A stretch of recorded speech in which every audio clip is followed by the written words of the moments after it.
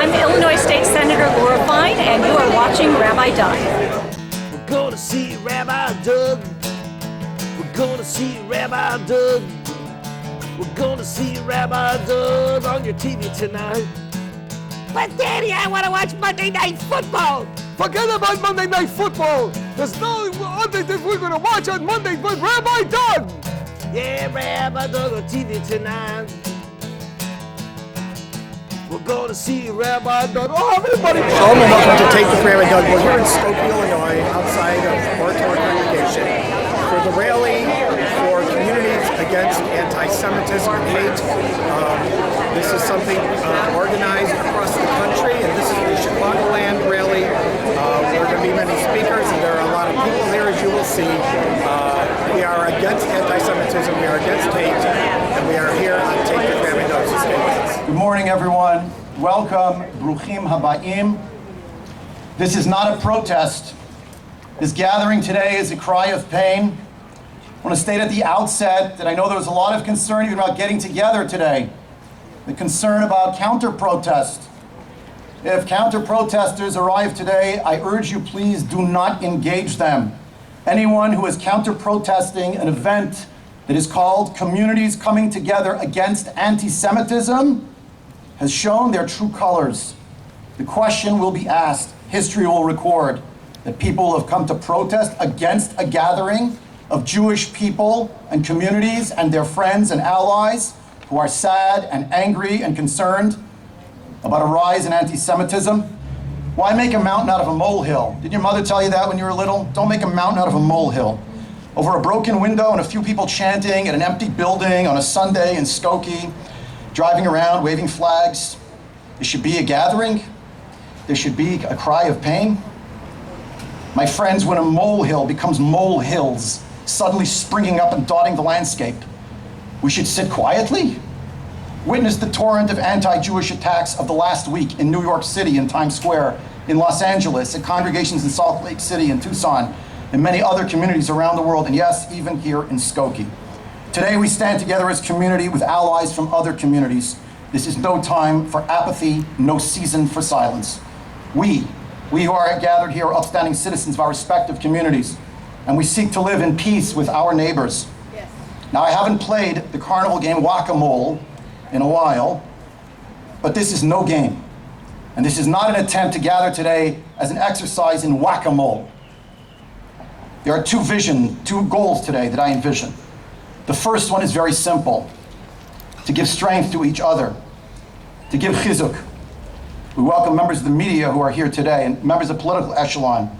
We're so thankful that you joined us today to try to shine a light on this issue. But had you not even come, we would still say Dayenu. We say at the end of each time we finish a book of the Bible, of the Torah reading, Chazak, Chazak, V'nit Chazek. Let's be strong, be strengthened. And so I ask you to repeat with me now. Chazak, Chazak, V'nit Chazek. Chazak, Chazak, V'nit Chazek. From Rabbi Shmuel Idols living in the Ukraine in the 16th century, teaching us that the many who experienced distress together, that's half a consolation. A few years later, in the holy city of Tzfat, in Eretz Yisrael, Rabbi Yosef Kar writing almost the same words, Tsar Rabim Chatzi Nechama, Tsarat Rabim Chatzi Nechama. They base themselves on a teaching of Rabbi Akiva, who had said it so many years earlier. Goal number one, chizuk. Goal number two, we need to raise consciousness. We've been here before. Silence now lets a new normal take hold. It abets and emboldens a new violence. And the silence of so much of the media and political leadership, with the exception of those who are here, is just staggering. In 63 BCE, Pompey arrived in Jerusalem. The leader of the Jewish people's name was Hillel. His words are no mean slogan. They're an intrinsic part of our teachings as Jewish people. Im ein ani li mi li. If I'm not for myself, then who's going to be for me? U'shani la'atzmi. If I'm for myself, then what am I? And if not now, then when? Today, we are gathering as a continuity with every previous generation, not just antiquity, but living memory. How many people here, by a show of hands, actually remember going to rallies for Soviet Jewry, people persecuted for their religion and their national allegiances? As a child, my parents took me to those rallies. I can remember the chant, Niet, Niet, Soviet, Da, Da, Aliyah. I was 5, 6, 7, 8, 9, 10. I used to go to these rallies. Niet, Niet, Soviet, Da, Da, Aliyah. Can you believe it? We gather today rallying for American Jewry, persecuted for religion, for national allegiance. Our new chant, which would be funny if it wasn't for the ring of truth in it, Niet, niet antisemit, da, da, America. Niet, niet antisemit, da, da, Aliyah. We will not take this silently. We're gathering as congregations. We're saying enough. And so I turn it now to, we open always with words of prayer. That's what Jewish people do. We gather, we pray a little bit together. Let's welcome Rav Yonah Rees, the Av Beit of the Chicago Rabbinical Council. I want to thank everybody for coming today to show your collective support to stand up against anti-Semitism. Yesterday in our synagogues, we read from the portion of the Torah that describes the blessing of the priests that concludes with the words, "May God lift his countenance towards you and establish a peace for you." The Midrashic tradition says that this peace is threefold. Shalom b'knisascha, shalom b'yitziascha, v'shalom im kol adam. Peace when you come in, peace when you go out, and peace with all people. We stand up today for the principle that Jews should be safe when they come in, when we enter our homes and our synagogues, and that synagogues should be safe from hateful and frightening vandalism, that Jews should be safe when they go out, when we walk in the streets, in the stores, in the public sphere, without worrying about being beaten up and attacked by gangs. And finally, that there be peace with all people. This last piece has two connotations. Rabbi Avraham Sofer, explained that this stands for the notion of peace with people all over the world, and that this means that our sisters and brothers in Israel should be free from the rocket attacks of Hamas, and that all of us should be free from the virulent and venomous anti-Semitic diatribe that would deny the Jewish state from the right of defending itself and its citizens, and which cynically equates legitimate self-defense with war crimes, thus fueling much of the violent attacks against Jews that we have seen during these past days. And this also means, just as importantly, that we pray that all people, Jews and non-Jews, Israelis and Palestinians, people of all religions, nationalities, cultures, and ethnicities, should always live in peace with each other. That is the ultimate blessing that we all yearn for and deeply desire. We're blessed to have friends here today, as I mentioned earlier, including members of the Illinois State Government. I'd like them to kindly come forward to share a few words. First, to call upon State Senator Laura Fine of the 9th District to share a few words.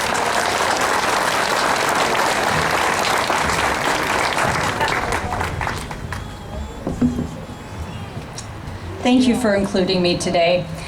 Hate has no place in our community, our state, or our world. We live in a community that thrives on its diversity. We cannot let the voices of the few drown out the voices of the many. When we look at today's crowd, we know we are not alone. Together, we send a strong message that anti-Semitism and violence are not acceptable. In 17th District, State Representative Jennifer Gong-Gershowitz, please join me in welcoming her to the stage. Thank you so much, Senator Fine. Thank you.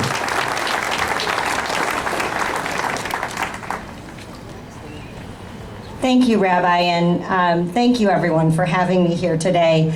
I'm saddened that we need to hold this event, but deeply encouraged to see the unity, compassion, and sense of community being displayed right here in Skokie today. We must be crystal clear on this point. The smashing of windows at synagogues isn't free speech or political demonstration. It is anti-Semitic violence, and it will not be tolerated. Attacking a synagogue or other places central to American Jewish life is a display of hate, one that is designed to strike fear in the heart of the Jewish community.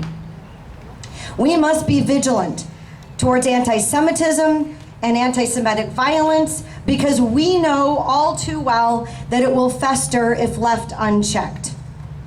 We must not allow the cycle of anti-Semitism to take root in our community. It will not be tolerated here. I pray that we can come together and heal the wounds that divide us and stand together against hate and anti-Semitism whenever and wherever it happens. Thank you so much for having me.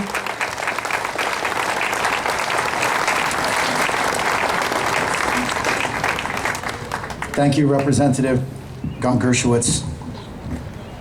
We're thankful to welcome friends. It's actually the second time I get to welcome Attorney Patrick Dankwa John, who's coming to our congregation in his capacity as the president of the Decalogue Society of Lawyers, who came to our congregation for a program actually about racism in May of 2019. Please put your hands together to welcome Attorney Patrick Dankwa John.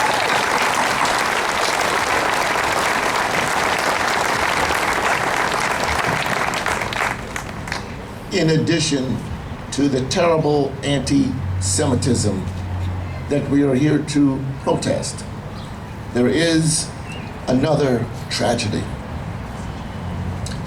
As I look out here, the tragedy that occurs to me is that I'm the darkest thing out here. There aren't more people who look like me standing with you when you need it. When you need it.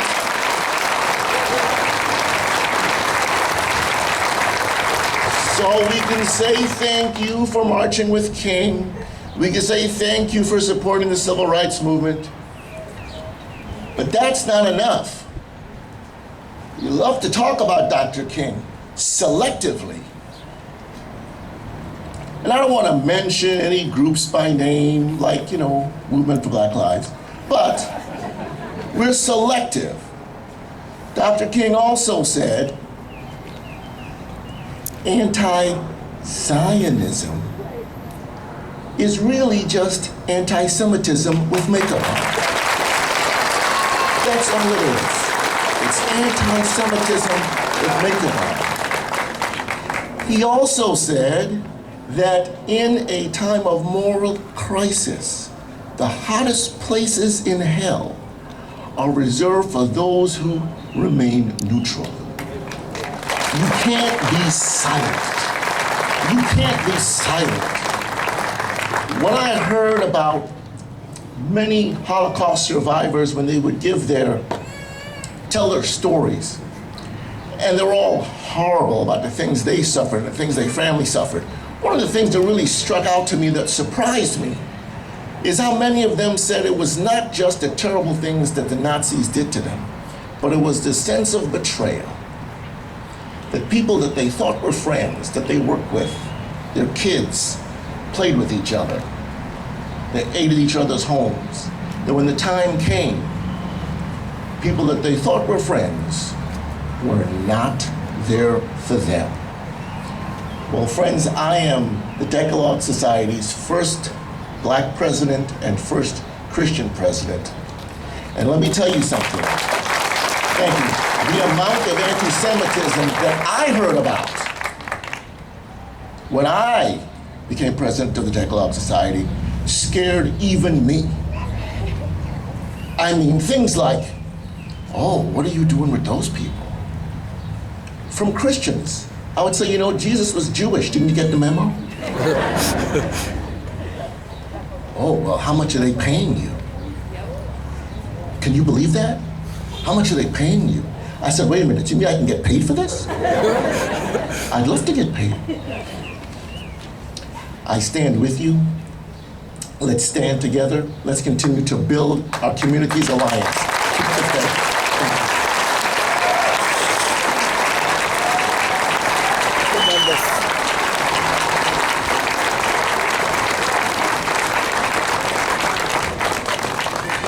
Attorney John, you didn't lose your touch from 2 years ago, I gotta say. Next, I'd like to call upon Mr. Ron Onesti, who's here in his capacity as the president of the Joint Civic Committee of Italian Americans. Please join me in welcoming. Good morning. Rabbi, elected officials, and all our good friends here. Once again, I'm Ron Onesti. I'm president of the Joint Civic Committee of Italian Americans. We're the Congress of over 50 Italian American organizations in the Chicagoland community. I would like to thank the Simon Wiesenthal Center for inviting us Italian Americans here today.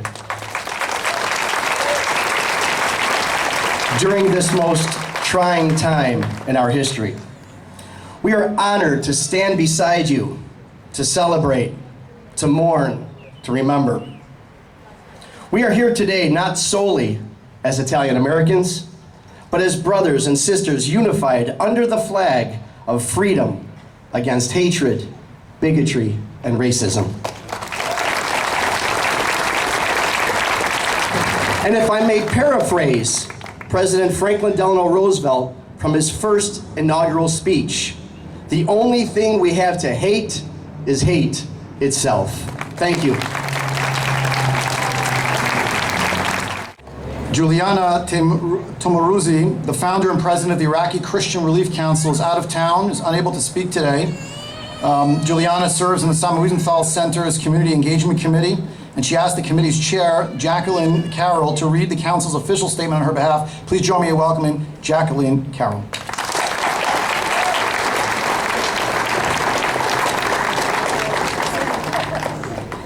I am honored to read the statement on behalf of Juliana Tamaruzzi. It is the official Iraqi Christian Relief Council statement.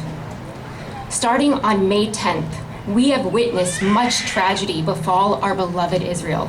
We have seen Israelis, including Palestinians, who have chosen to live in Israel proper, to take their children and to run to safety. More than 4,000 rockets have been fired upon the innocent population, killing and injuring many.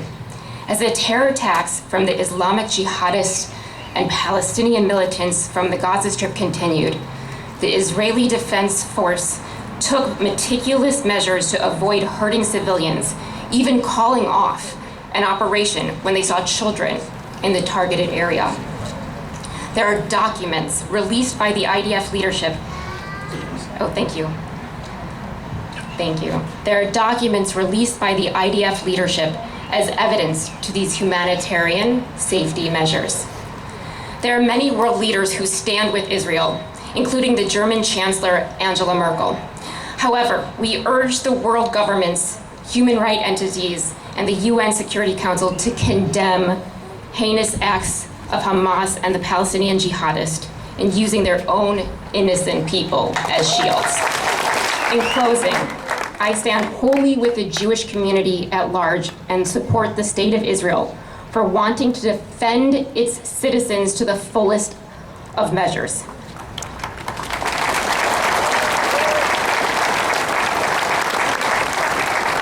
Our hearts and prayers are with the innocent Palestinians who suffer immeasurably at the hands of their own leadership.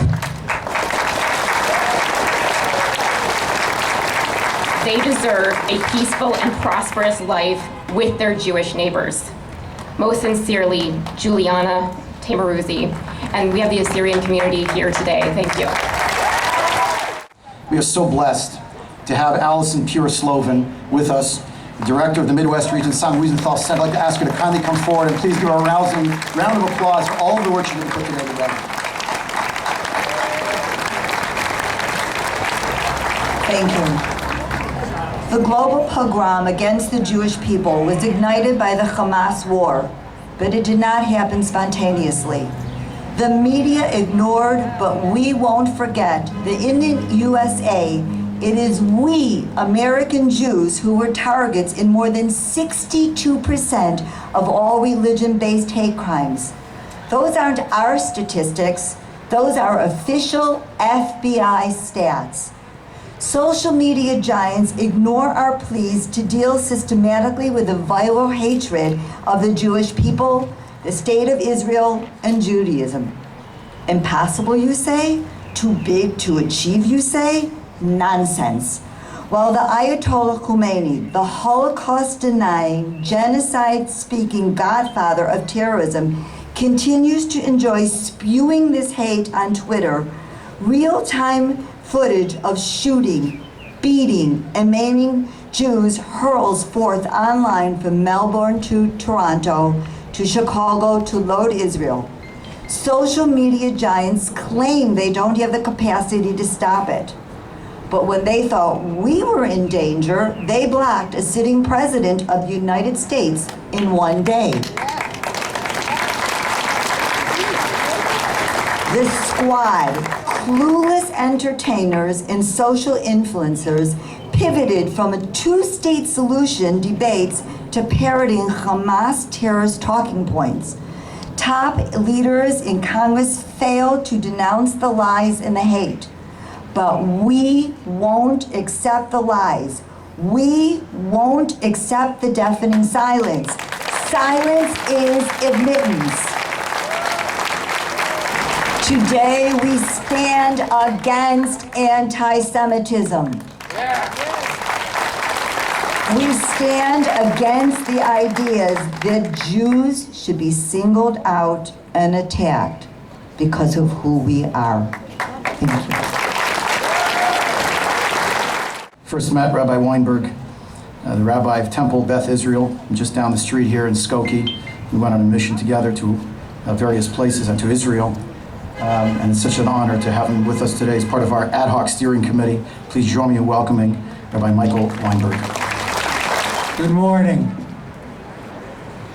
I'm honored to be part of this diverse and yet unified community as we stand together against anti-Semitism and by extension against all forms of hatred, discrimination, and intolerance. We are gathered here outside in public to say we shall not be afraid.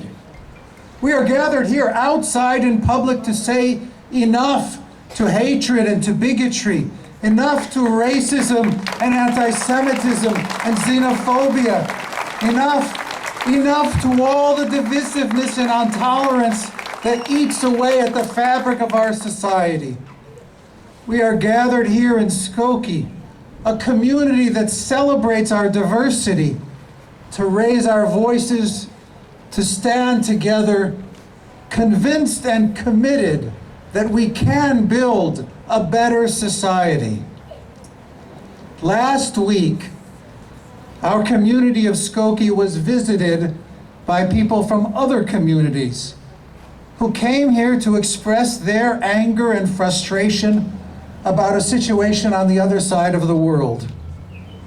As a patriotic American citizen, I defend their right to free speech, but some of those people crossed the line between reasonable discourse and inflammatory hate speech. They sacrificed nuance on the altar of the soundbite. These days, there seem to be so many people who are so quick to distill every issue into simplistic black and white distinctions with no gray whatsoever. So many people seem to be saying something like, either you agree with me in every way or you are evil.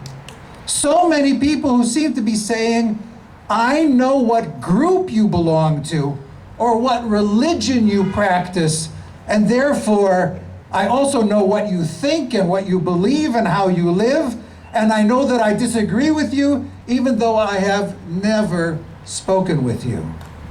It is precisely that kind of thinking that sows the seeds of anti-Semitism and of racism and bigotry and hatred. Wherever there is conflict, no one is ever completely to blame, and no one is ever completely innocent. No one is completely right, and no one is completely wrong. But we are here to say today that what we really need is less hatred, less incitement, less blaming, less marginalizing. We are here to say that we need more acceptance, more tolerance, more respect, and more dignity.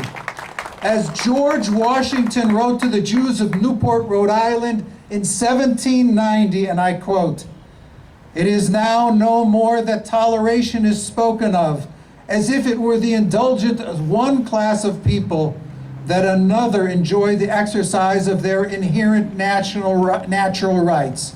For happily, the government of the United States, which gives to bigotry no sanction, to persecution no assistance, requires only that they who live under its protection should demean themselves as good citizens, end quote.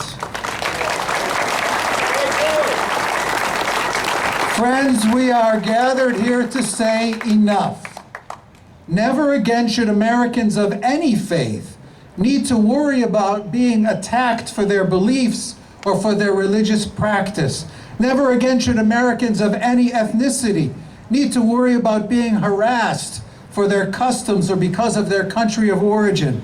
Never again should any Americans be judged by the color of their skin rather than by the content of their character. In the face of hatred, let us forge understanding. In the face of violence, let us build peace. In the face of bigotry, let us breed tolerance. In the face of discrimination, let us seek justice. In the face of darkness, let us spread light. Thank you.